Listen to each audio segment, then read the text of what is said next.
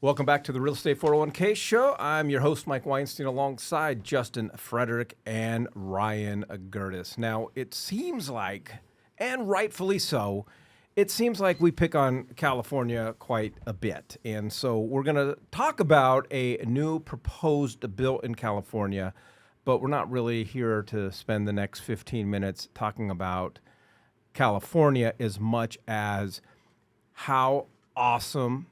If you're going to be a landlord anywhere in the country and you're going to have rental properties, a lot of people get caught up in home values, purchase price, interest rates, but the Landlord Tenant Act and your rights and the benefits of being a landlord in each particular state or disadvantages need to be taken into consideration.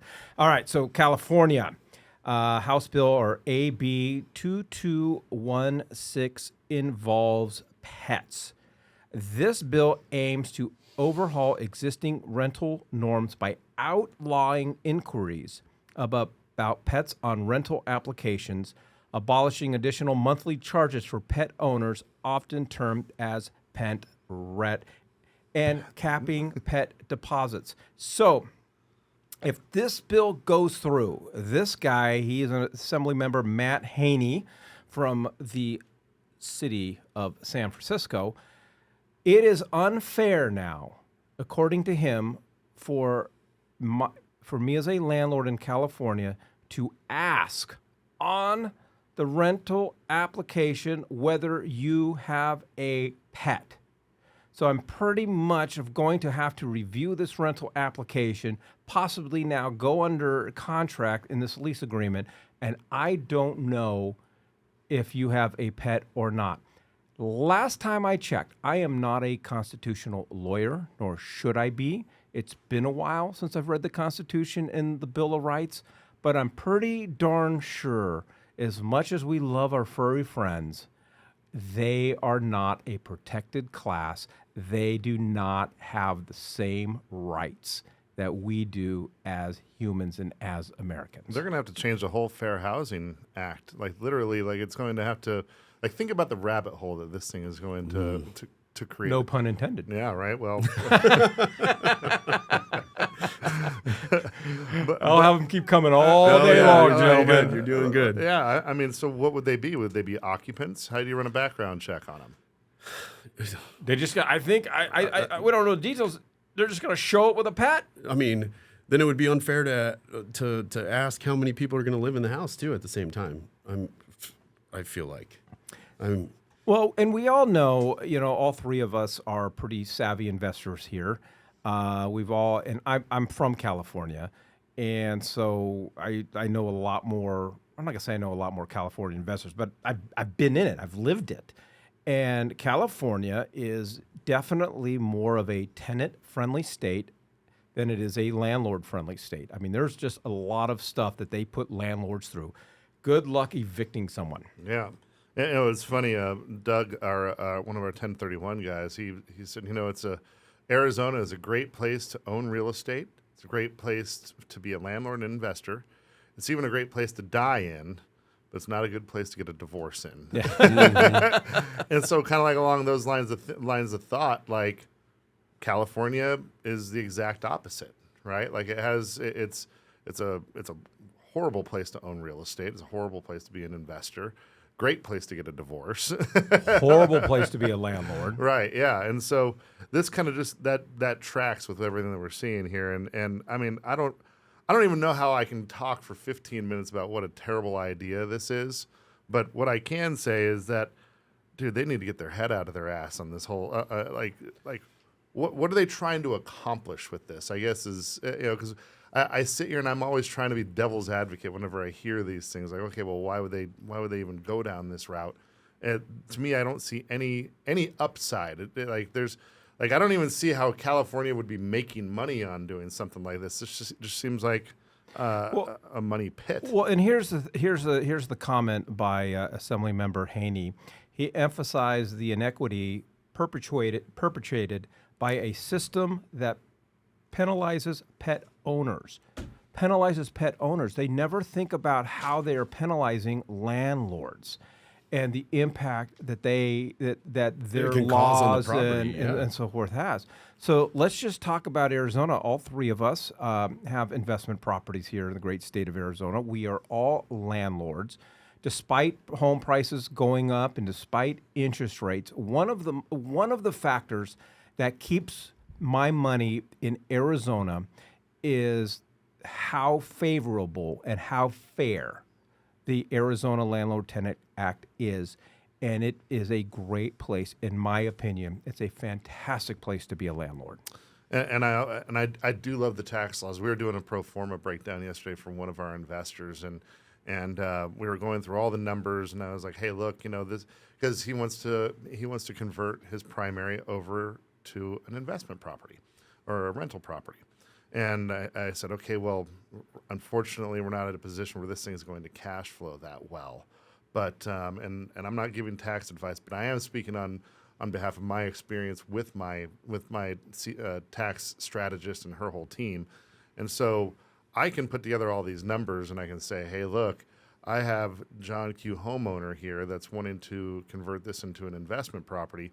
Here's what I've determined from the numbers that I see that he's going to be losing or coming out of pocket every single month in order to rent this thing out at fair market rents. And after maintenance and vacancy rates and, we put all the data in there. And she was basically like, yeah, we have the ability to write all these things. We have enough room in our tax deductions in order to still make this thing make sense. So he's not really going to be coming out of pocket because he's going to get reimbursed next time he files taxes. And that's large in part due to the fact that we do have some very tax-friendly laws for real estate investors. And I realize some of those are federal, right? But there are a lot of statutory things here that allow us to be a little bit more strategic and enjoy those tax advantages. Well, and I'm not going to lie, and kudos to you, Ryan, but that truly is. We don't talk about it enough on our podcast, but that's the benefit of having conversations with real estate wealth managers as opposed to just simple licensed real estate agents, which I'm not trying to disparage them.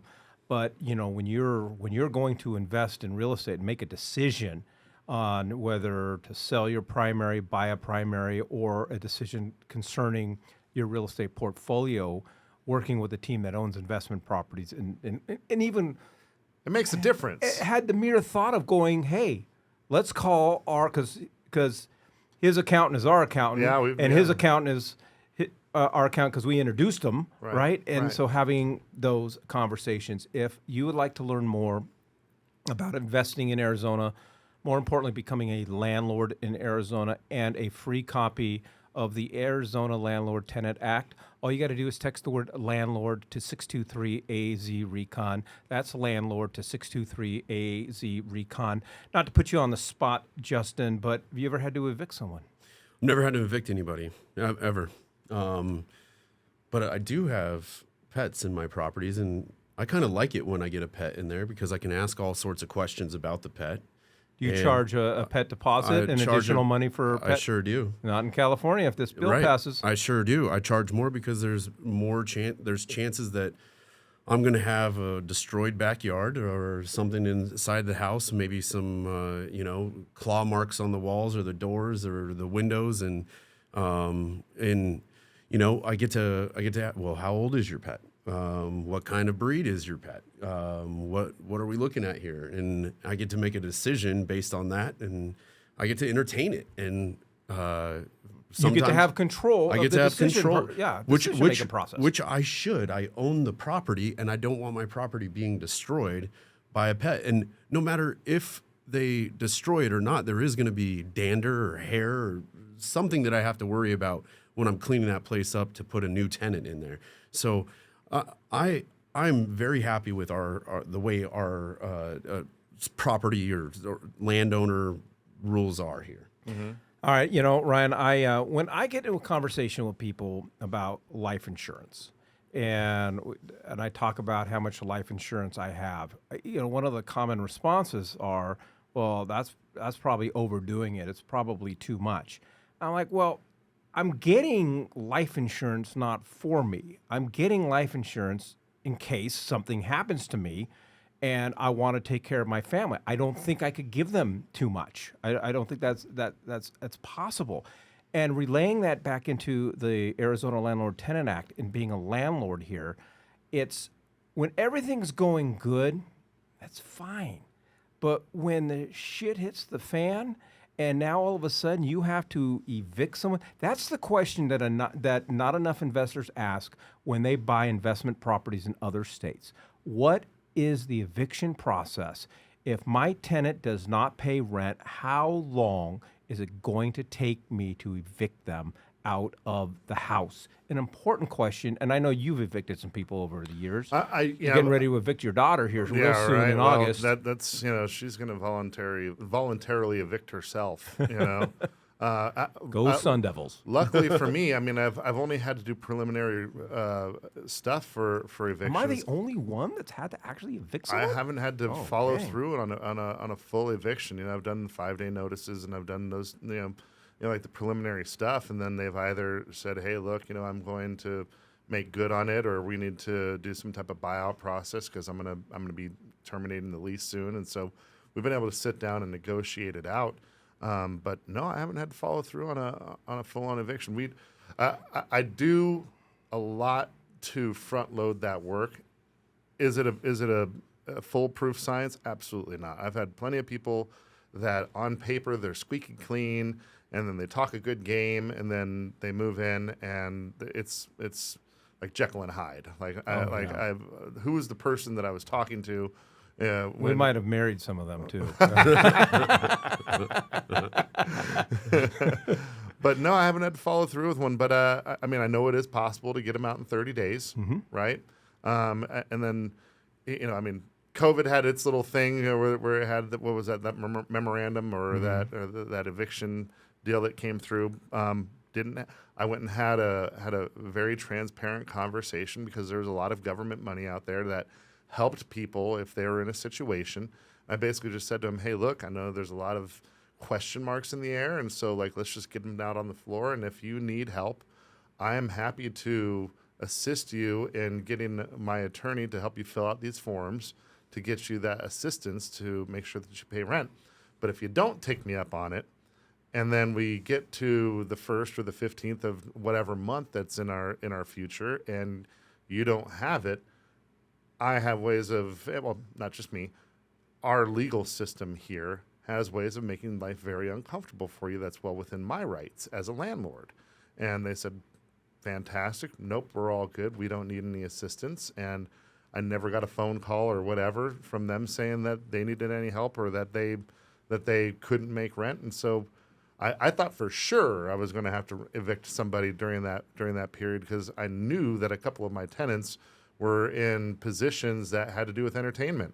If outside of an agent from a different market in a different part of the country calling and saying, "Okay, I've got this sweetheart off-market deal," outside of that situation, if you are going to invest in another market and you didn't know an agent through our existing network and you are going to hire an agent to help you find something, wouldn't one of the first questions you ask is, what do they own? Are they investors themselves? What's their investment experience? Because the conversation that you're having right now with our audience is an important conversation that we have with our listeners before we ever go look at properties. You will be shocked if you were to just walk around like one of those YouTubers where you survey people, finding just real estate agents, and the amount of them that have never owned real estate will floor you.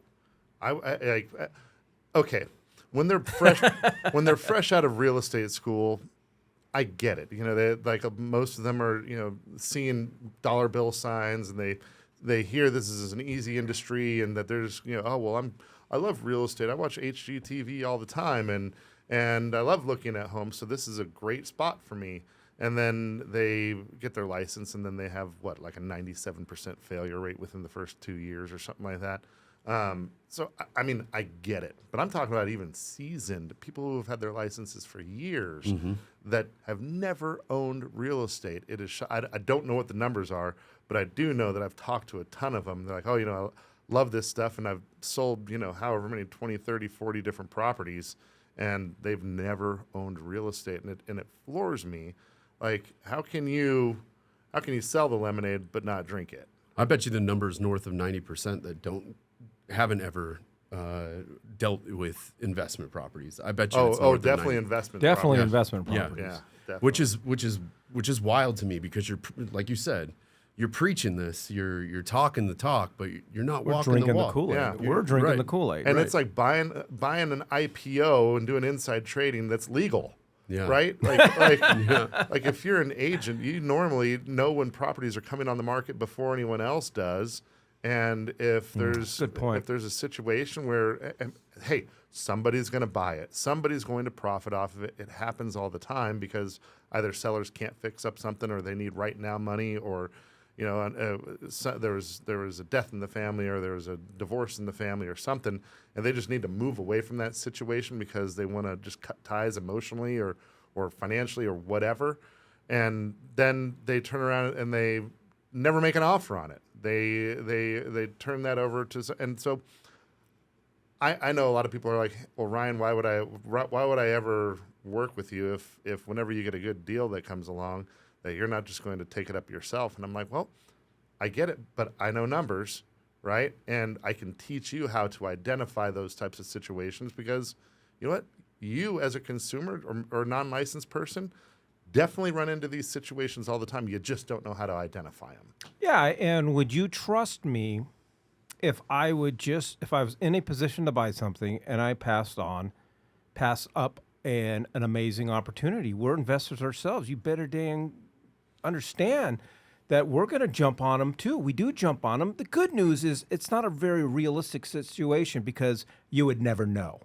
Right. You wouldn't know we jumped on it. Well, I mean, I'm extremely transparent about the situation. I have a bunch of friends and coworkers that they've had grandmothers or whatever that have passed on, and they just don't want to deal with it. And so I'll let them know, hey, look, I'm going to be buying this as an investment. I would recommend you guys pool your money together, paint the house, clean it out, and get it ready so that we can get full retail on this thing. But if that's not in the cards for you, here's my offer. And sometimes it happens. Most of the time it doesn't. But they know walking in what my numbers are and why, and then that way they can decide whether or not they want to do business with Well, that. we have a good friend. She's part of our network. She's got a pretty sizable team. She's in the Los Angeles, Ventura area of Southern California. And I remember during COVID, and she was advising us on one of our transactions, and she said, yeah, she has got an owner trying to sell their house, have got the most amazing offers on this house, but they got a tenant in there. And at that time, the tenant had been in there approximately 24 months without paying rent. They had no vehicle in which to evict them, especially during COVID. I've had the unfortunate opportunities to evict a few tenants throughout the years. And to your point, Ryan, you said it earlier, and it is. If you follow all the timelines, and the Landlord-Tenant Act is very clear on the timelines. If you follow the timelines with the appropriate notices filled out properly, if you went to initial notice and actually had to have the sheriff's department or a constable come and physically remove that tenant from the house, you can get it done in 30 days. Very few states that you could accomplish that. We got an express lane here, baby. It is like the wild, wild west. If it's in Chicago, you got to go to Guido.com and hire Guido to show up with a baseball bat. I Guido.com, can't speak I love intelligently on other areas, but That's not real. Guido.com is not real, bro. Still love it. I'm making it now. yeah, GoDaddy's getting blown up right now. All righty. Well, we'd love to have the conversation with you. If at the very least you want to get a copy of the Arizona Landlord-Tenant Act, I would love to get that into your hands. But if you want to have a conversation about investing in Arizona, becoming a landlord, maybe you have a house that you're thinking about selling, and you've thought about holding on to that house and turning it into a rental property. Would love to have that conversation with you, give you the opportunity to listen to our experiences and glean from our experiences. All you got to do is text the word landlord to 623-8 AZ Recon. That's landlord to 623 AZ Recon.